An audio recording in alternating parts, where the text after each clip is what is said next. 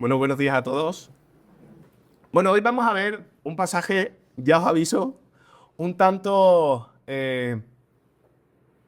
sí, voy a decir extraño, ¿vale? Es un pasaje que a lo largo de los siglos ha sido controversial. Y no por lo que pasa en sí, porque es un momento muy precioso para la iglesia que está comenzando en Jerusalén, pero es un tema controversial porque había y sigue habiendo disputas en ciertas ocasiones por un pasaje en concreto, por unos versículos en concreto. Pero como nosotros no tenemos miedo a nada, lo abordaremos lo mejor que sepamos, ¿vale? Eh, el título se llama Un nuevo apóstol, que como bien recordaréis, pues bueno, eran 12 los apóstoles, pero uno de ellos pues salió rana y fueron 11. Entonces había que sustituirlo para que volviesen a ser 12. Pero antes de adelantarme, vamos a ir poquito a poco como a mí me gusta, pero antes de nada vamos a recordar qué es lo que vimos la semana pasada. La semana pasada vimos como, bueno, estamos haciendo una serie de hechos, del libro de Hechos de los Apóstoles, que como ya sabéis a mí me gusta llamarlo el Hechos del Espíritu Santo, porque en realidad los apóstoles no podrían hacer nada sin el Espíritu que los guiaba. Y comienza siendo Lucas el autor de Hechos, pero también el autor del Evangelio. Bueno, recordando, Lucas está haciendo una pequeña introducción enlazando el final del Evangelio que él mismo había escrito, el Evangelio de Lucas. Y nos dice que el Señor estuvo con sus discípulos durante 40 días después de haber resucitado. Es importante que nos quedemos con esa cifra de 40 días porque hoy también la vamos a utilizar. Hoy también vamos a ponerla, por así decirlo, vamos a hacer matemáticas, ¿vale? El Señor enseña durante 40 días y les da una misión a los discípulos. Les dice que se queden en Jerusalén y que esperen porque van a ser bautizados en el Espíritu Santo. Ya vimos la semana pasada que representaba ser bautizado en el Espíritu Santo, como ya no era la persona que era llena del Espíritu y albergaba al Espíritu momentáneamente, sino que ahora era bautizado. Ahora era el Espíritu que envolvía por completo a la persona. ¿Eso qué quiere decir? Que era el Espíritu el que guiaba, el que llevaba, el que daba palabra, el que fortalecía la iglesia y no simplemente el ser humano que actuaba por sí solo. Sin más dilación vamos a continuar. Están esperando todavía y vamos a ver dónde están esperando. Dice, volvieron a Jerusalén desde el monte llamado del Olivar, allí es donde estaban, donde vieron la ascensión del Señor. Distaba de Jerusalén el espacio correspondiente a lo que se permitía caminar un sábado. Gracias, Reina Valera 2020. Os explico por qué. Porque en el griego no te da esta información, ¿vale? Aquí nos está diciendo que distaba de Jerusalén, es decir, que había una distancia entre el monte del Olivar hasta Jerusalén de lo que se permitía caminar en un sábado. Ya sabemos que para nosotros es sábado, fin de semana, tranquilidad. Pero para ellos el sábado era sagrado. O sea, el sábado era algo esperado, no, lo siguiente. Para nosotros el viernes, deseando terminar la jornada de trabajo, pues para ellos era el sábado. El sábado para ellos era apoteósico. Pero ¿qué pasaba? Que había muchas restricciones ese día.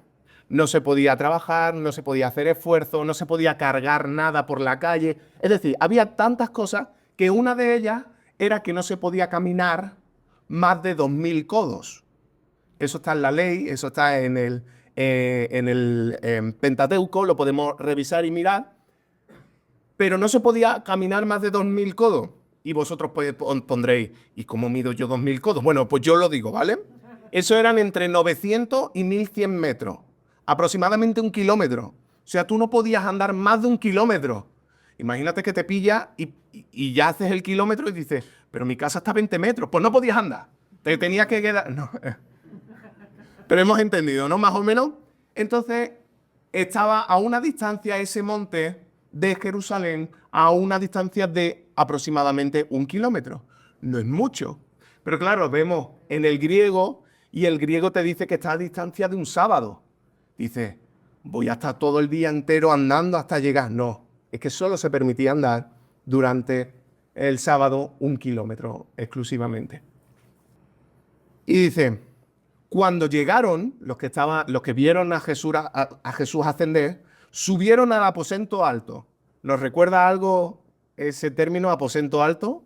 Nos recuerda cuando Jesús estaba con sus discípulos antes de ser entregado, donde comparten el pan, comparten el vino, tienen ese momento también de avisar de quién iba a ser el que traicionaría a Jesús.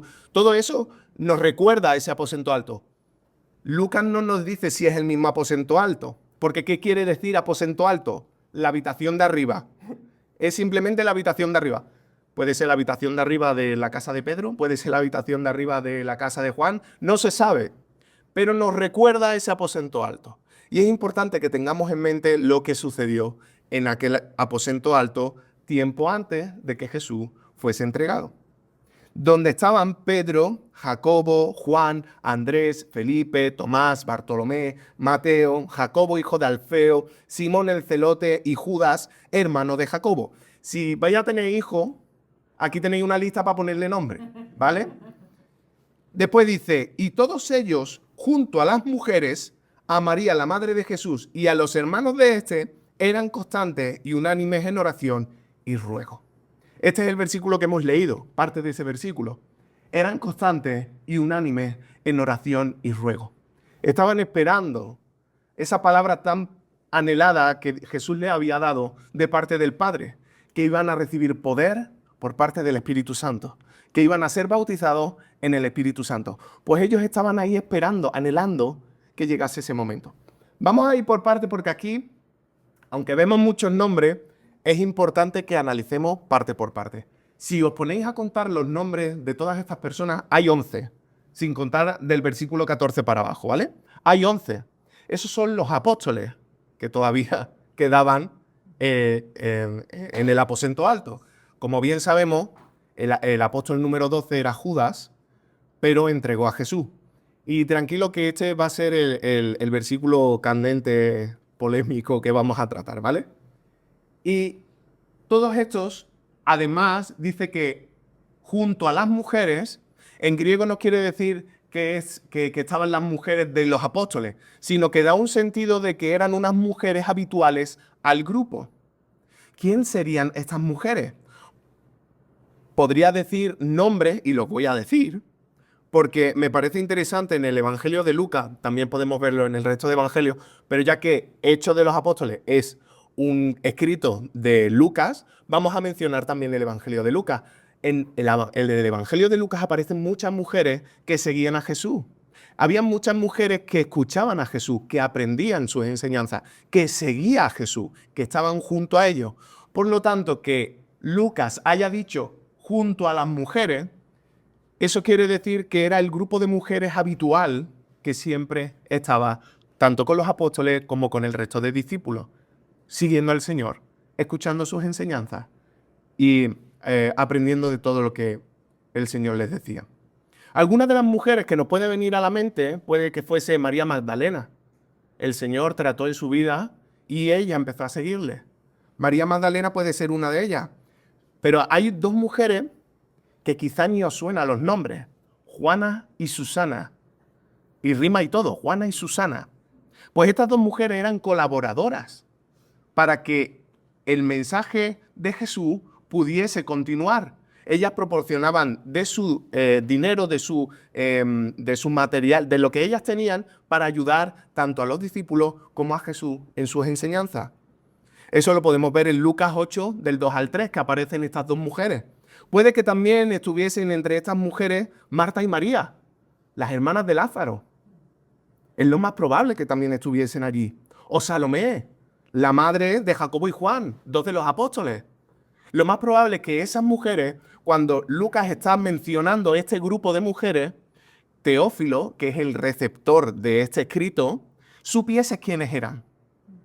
A lo mejor el grupo era más grande, pero no lo sabemos. Después dice, también aparte menciona a María, la madre de Jesús, como una mujer aparte del grupo habitual de mujeres. pero además los hermanos los hermanos de Jesús.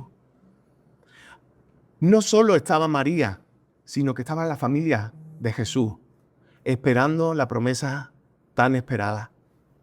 Eran constantes y unánimes en oración y ruego. Cuán importante es que la iglesia, que la congregación, que la asamblea, iglesia viene del griego a eclesía, y eclesía no es otra palabra que asamblea, un conjunto de personas que se reúne. Pues, cuán importante es para la iglesia estar constantemente orando y rogando juntos. No cada uno por su cuenta, no estaba Pedro en su casa, Juan en la suya, Mateo en la suya. No, estaban todos en el aposento alto. Y estaban todos orando y rogando. Todos juntos, como iglesia, como cuerpo de Cristo. Ahora bien, vamos a hacer los cálculos matemáticos, ¿vale? Porque de Pentecostés, de la Pascua a Pentecostés, habían 50 días. Por eso se llama Pentecostés. Penta, 5, costés no sé lo que es, pero sé que es lo que es penta. 50 días, eso lo vemos en los rituales judíos, cómo se esperaban esos 50 días hasta que llegase el día de Pentecostés. Si ya sabemos que Jesús había estado con sus discípulos durante 40 días, la Pascua fue el momento donde Jesús resucitó. Es decir, pasaron 40 días, ¿cuántos faltan? 10 días. Probablemente los discípulos estuviesen esperando en ese aposento alto durante 10 días. 10 días, imagínate, tener que aguantar a todas estas personas. Todos apegotonados. Pero ¿y si os digo que había más gente? Vamos a verlo. Dice en los versículos siguientes. Uno de esos días, Pedro se puso de pie en medio de los hermanos que estaban reunidos y que formaban un grupo de unas 120 personas. Ya no son unos cuantos, ya es una multitud, ¿vale? 120 personas que estaban esperando a la promesa del Señor Jesús. 120 personas juntas orando y rogando al Señor. Pedro se levanta y dice, hermanos, era necesario que se cumpliera la Escritura, donde por boca de David, el rey David, se dice que el Espíritu Santo habló acerca de Judas, el que guió a los que prendieron a Jesús.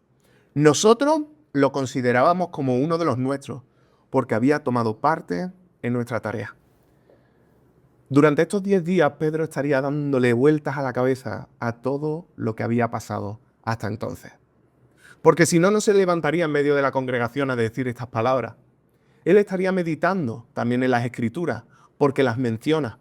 Y concretamente estaría meditando en los Salmos, porque va a estar mencionándolo durante toda su conversación, durante todo su diálogo.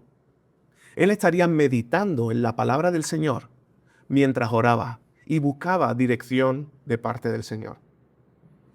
Y pone este tema delante de todos los hermanos, no simplemente se lo guarda, sino lo que él ha estado meditando lo pone a la luz de toda la congregación, de esas aproximadamente 120 personas que menciona estos versículos. En anteriores versículos Lucas nos menciona a las personas importantes. Hemos visto en el versículo anterior quiénes eran esas personas importantes, los apóstoles, las mujeres, María y la familia de Jesús. Eso eran las que Teófilo iba a reconocer rápido. Vale, ya los ubico. Y aparte, hasta completar esas 120 personas. Durante estos 10 días de espera, Pedro no para de meditar y de pensar. Conocemos al Pedro impulsivo, ¿verdad? Que saltaba a la mínima, que cortaba la oreja a quien fuese, que tú te vas a llevar a mi señor, ¡ja! Te quito la oreja. Pues Pedro aquí está meditando. Aquí Pedro ya no es el mismo. Pedro está pensando. ¿Pero dónde hemos visto esto de Pedro? Pedro analizó lo que estaba sucediendo y concretamente estaba meditando en las palabras que Jesús había dicho en el aposento alto donde comieron juntos y compartieron la cena. Jesús mencionó parte de lo que está mencionando Pedro ahora, que por boca de David el Espíritu Santo avisó sobre Judas. ¿Y cuál es ese texto de los Salmos? Pues concretamente el Salmo 41:9. Aún mi mejor amigo, en quien yo confiaba, el que de mi pan comía, me ha traicionado. Jesús menciona que el que comiese de su plato, ese le iba a traicionar. Estaba haciendo referencia a este Salmo de David. Al igual que Pedro está señalando también a este Salmo de David. Aún mi mejor amigo en quien yo confiaba, el que de mi pan comía, me ha traicionado.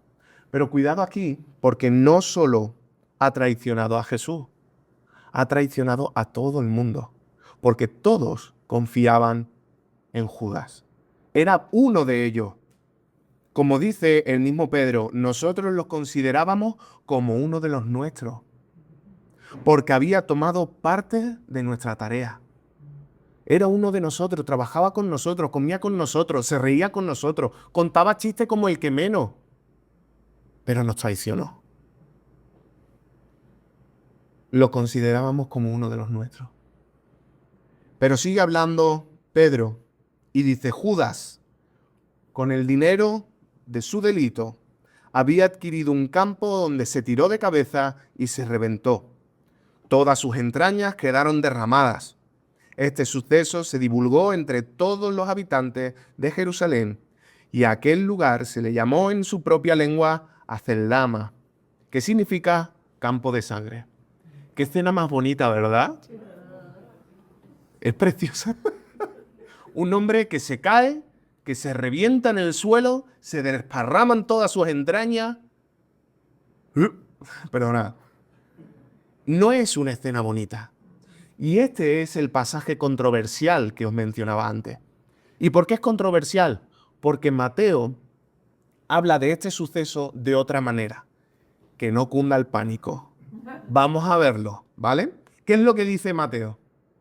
Mateo dice lo siguiente.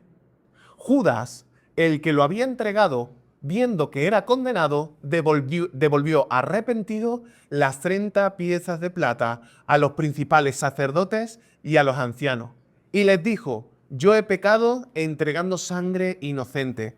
Pero ellos contestaron, ¿qué nos importa a nosotros? Allá tú. Judas entonces arrojó las piezas de plata en el templo, salió y se ahorcó. Hasta aquí es diferente. No coincide con lo que está diciendo Pedro en el aposento alto.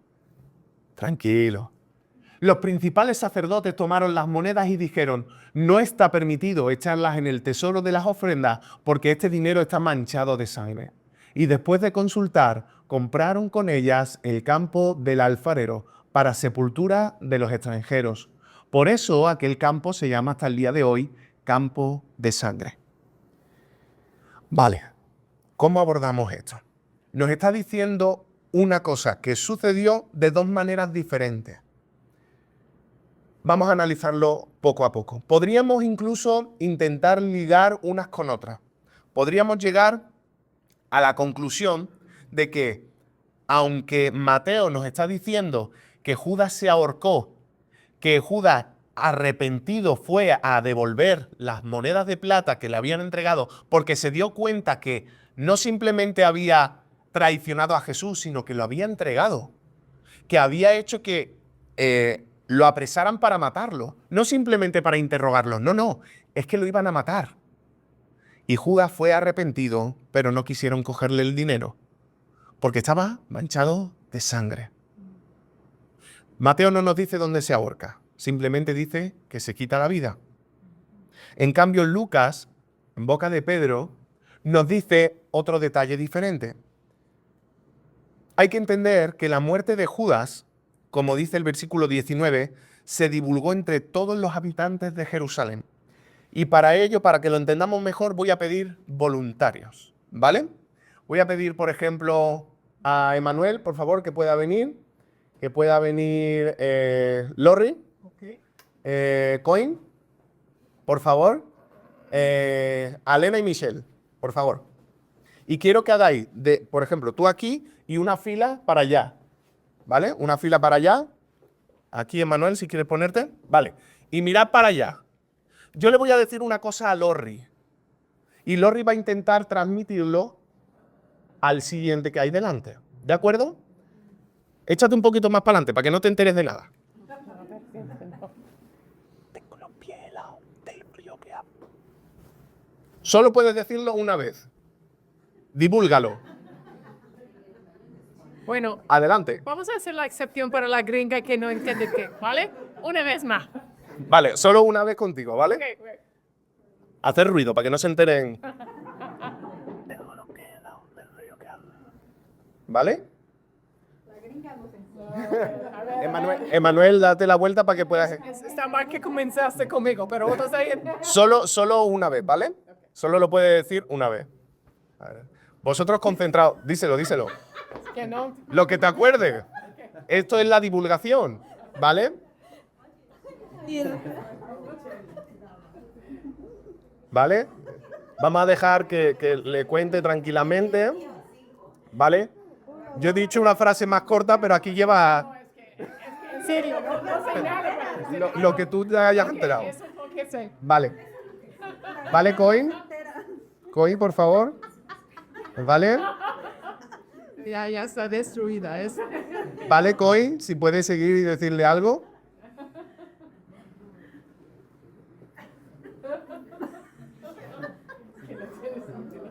Tengo pies fríos. Tengo los pies fríos, ¿vale? No está nada mal. ¿Por qué? Porque yo le he dicho a Lorri, tengo los pies helados del frío que hace. Pero ha llegado, tengo los pies fríos.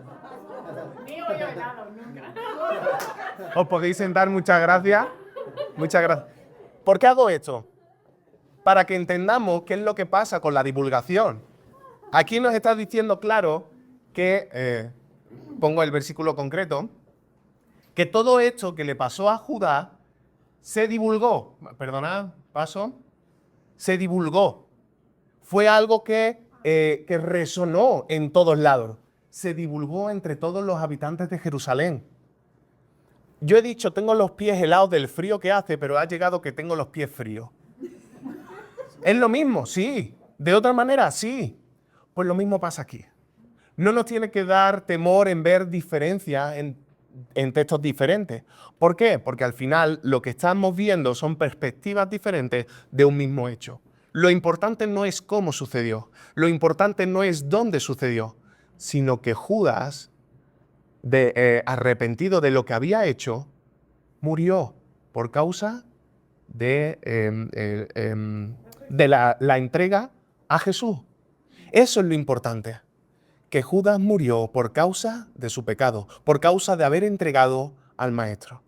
Eso es lo importante, no las diferencias que podemos encontrar en Mateo y que podemos encontrar en Hechos. Lo importante es que Judas traicionó al Señor y al resto de sus compañeros. Vale, no era tan difícil. Lo hemos podido explicar y creo que se ha entendido bien, ¿no? Seguimos y Pedro sigue hablando. Y dice, bueno, aquí estaba el telefonillo de antes, ¿vale? Seguimos y dice, en el libro de los Salmos está escrito esto. Pedro sigue haciendo referencia a los Salmos porque, vuelvo a recordar, probablemente estuviese estudiando este libro. Quede desierta su morada y no haya quien habite en ella. Y también tome otro su oficio. Aquí está haciendo referencia a los Salmos 69 en el primer caso y en el 109 en el segundo caso. Y está haciendo como un paralelismo entre lo que estaba viviendo el rey David con lo que pasó con Judá. Por una parte, quede desierta su morada, es decir, su puesto, y no haya quien habite en ella. Es decir, que ese puesto se queda vacío. Pero por otra parte, que tome otro su oficio, que alguien pueda suplir esa vacante. ¿Se entiende, verdad? Es necesario, pues, que se una a nosotros como testigos de la resurrección uno de estos hombres que nos ha acompañado durante todo el tiempo en el que el Señor Jesús permaneció entre nosotros, desde el bautismo de Juan hasta el día en que fue recibido arriba. Es decir, desde que conocieron los discípulos a Jesús con Juan el Bautista hasta hace 3, 4, 5 días atrás, donde el Señor Jesús había ascendido al cielo. Tenía que ser suplida esa necesidad, que alguien pudiese ponerse en lugar de aquel que traicionó no solo al Señor, sino al resto de los discípulos. Y seguimos leyendo y vemos cómo, dice, ya ha dejado de hablar Pedro y dice, propusieron a dos. Ahora está hablando en plural. Probablemente está hablando de toda la congregación, de todas las personas que estaban allí reunidas. A José, llamado Barsabás, y por sobrenombre Justo. Y después a Matías. Os tengo que decir una cosa, estas dos personas ya no vuelven a aparecer en todo el Nuevo Testamento, ¿vale? Ni Barsabás ni Matías. Hay algunos rumores de algunos de los padres apostólicos y de algunas personas del siglo del 1 al 4 que mencionaron cosas sobre Matías o Barsabás. Pero como no es la Biblia, no vamos a adentrarnos en este momento sobre eso. Sería muy interesante poder investigar más sobre Barsabás y Matías. Pero vamos a quedarnos que solo se mencionan en este lugar. Y probablemente se mencionan porque Teófilo los conocía. No sé si mucho a Barsabás, pero por lo menos a Matías sí, porque le dice cuál es el sobrenombre de Barsabás, el justo. Y continuamos y dice, y orando dijeron, tú, Señor, que conoces los corazones de todos, muestra cuál de estos dos has escogido para que ocupe en este ministerio y apostolado el puesto del que se apartó Judas para ir al lugar que le correspondía. ¿No suena esto a la actualidad con una iglesia? Una asamblea donde la iglesia se reúne y se dice, vamos a presentar dos nuevos diáconos. Vamos a ponernos en oración y vamos a votar cuál de los dos puede acceder al puesto del diaconado. Diaconado, pastorado, líder de alabanza, líder del ministerio infantil, el que sea. Nosotros estamos aprendiendo de lo que hacía la iglesia en sus orígenes. Aquí se reúnen y ellos ponen la situación delante del Señor orando. No toman la decisión a la ligera. Siguen poniendo todas estas cosas delante del Señor para que todos juntos oren delante del Señor. ¿Y qué es lo que dice después? Dice, lo echaron a suerte y le tocó a Matías. Así fue como entró a formar parte de los 11 apóstoles. Lo echaron a suerte y tú me dirás, hombre, por favor, ¿cómo van a hacer eso? ¿Que han tirado unos dados y le ha tocado? Pues sí, antes en vez de dados se llamaban Turín. Gracias.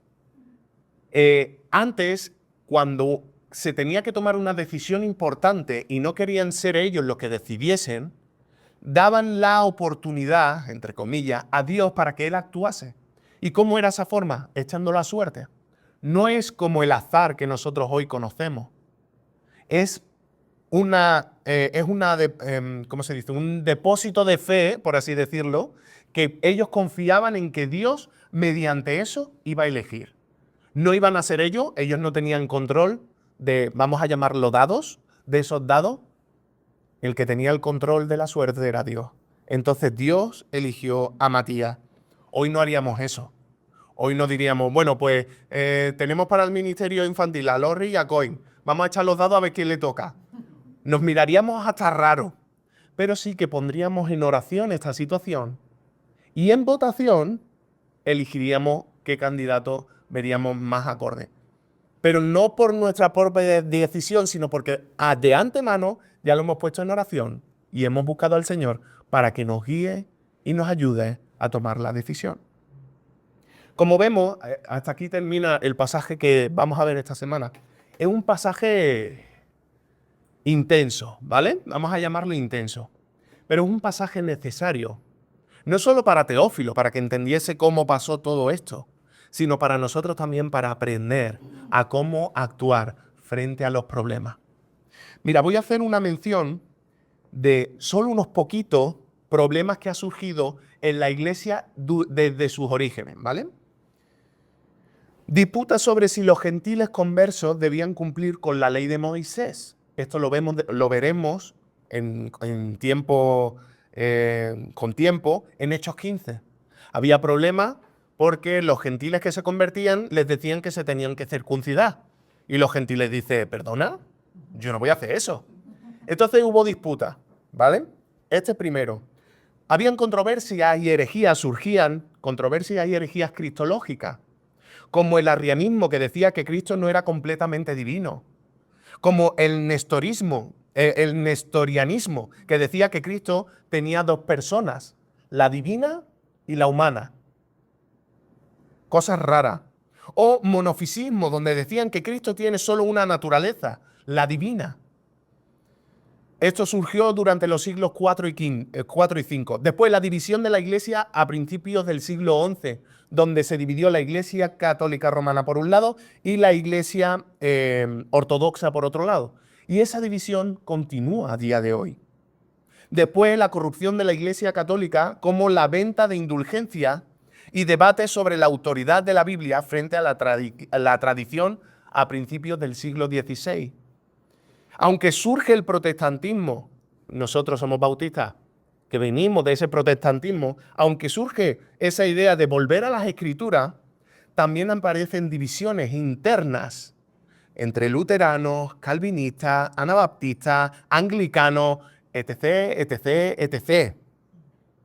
Entre otros por cuestiones teológicas, por cuestiones vanas. También en el siglo XVI. Debates sobre la teología liberal y sobre la teología conservadora, causando divisiones desde el siglo pasado, mediados del siglo pasado, y que continúan a día de hoy. Y a nivel interno, incluso muchos de nosotros vendremos de otras iglesias y podremos contar cuestiones y problemas que han surgido dentro de la iglesia.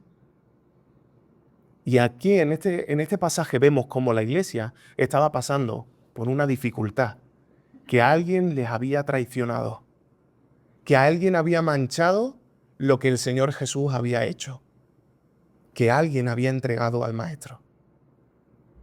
Yo creo que no hay una división mayor que la que pasó en ese momento. Pero ¿sabéis qué? Parece ser que nosotros como seres humanos no dejamos de tener esa pizca de maldad, ¿no? Pero aún así, gracias a Dios por su misericordia, que a pesar de los limitados e imperfectos que somos, continúa siendo paciente con nosotros y cumple sus planes y propósitos. Incluso nos sigue usando. Yo personalmente, que el Señor me use, me siento el más indigno del mundo, porque me conozco, porque sé cómo soy, conozco mis limitaciones, mis fallos, dónde tropiezo. Igual que yo, vosotros podríais decir lo mismo de vosotros mismos. Conocemos cuál es el pie que cojeamos. Pero aún así, Dios sigue siendo fiel a su palabra y a sus hijos. Con respecto a los ejemplos que he mencionado antes, Dios puso a Matías para sustituir a Judas. Suplió esa necesidad. Dio revelación a los apóstoles para entender que vivimos en un tiempo de gracia, con lo de la ley de Moisés, con los judíos y los gentiles. Aparte, también se llegó al consenso de que Cristo es 100% hombre y que es 100% Dios. No hay variación en eso. A pesar de las divisiones, la iglesia ha continuado creciendo hasta nuestros tiempos. Dios ha levantado hombres y mujeres para que su iglesia vuelva su mirada a Él. A pesar de todas las denominaciones que existen hoy en día, tenemos un solo mediador y un solo Salvador en el que todos nosotros confiamos y creemos. Aunque sigamos teniendo debates teológicos que destruyan la unidad de la iglesia, Dios sigue llamando a personas a la reconciliación y al equilibrio. A pesar de nuestros fallos, a pesar de que nosotros aparentemente hayamos estropeado el plan de Dios, Dios lo soluciona. Todo obra para bien, incluso nuestros fallos y errores. Centrémonos en Cristo, en su misión de alcanzar al mundo entero. Yo, por ejemplo, he pasado por la Facultad de Teología y siempre salían discusiones teológicas. Yo me cansaba, digo, ya llevo estudiando teología toda la mañana, me voy a poner por la tarde a discutir este tema, anda ya y déjame tranquilo. No es el motivo por el que debemos hacer las cosas. Nuestro motivo es ir al mundo que todavía no conoce a Cristo. Proclamar las verdades, ser personas que unen y no que separan. A pesar de dónde vengamos, de dónde hemos salido, de si mi vecino me cae bien, si mi vecino me cae mal, si el jefe me tiene hasta las narices, da igual. Nuestra misión es de reconciliar, no solo entre nosotros mismos, sino de la humanidad con Dios. Y por eso tenemos a Cristo. Y por eso viene el Espíritu Santo sobre los discípulos, para darnos poder, para proclamar las verdades de Cristo. Con todo ello, esta predicación parece un poco extraña, pero es un llamado de atención para nosotros, para que nos centremos en el propósito por el cual Dios nos ha hecho y que no tengamos miedo de equivocarnos, porque nos vamos a equivocar. Nos vamos a equivocar. Quizá hoy no. Probablemente la semana que viene me resisto y no equivoco, y no fallo. Pero probablemente el mes que viene sí que vaya a fallar. Y me vaya a equivocar. Y vaya a tropezar. Pero agarrémonos fuerte a Cristo, que es el único que nos puede levantar a pesar del tropiezo que sea. Confiemos en Él, pidamos perdón a Él y sigamos y continuamos a llegar a la meta a la que el Señor nos ha llamado, que es ir y hacer discípulos a todas las naciones. Amén.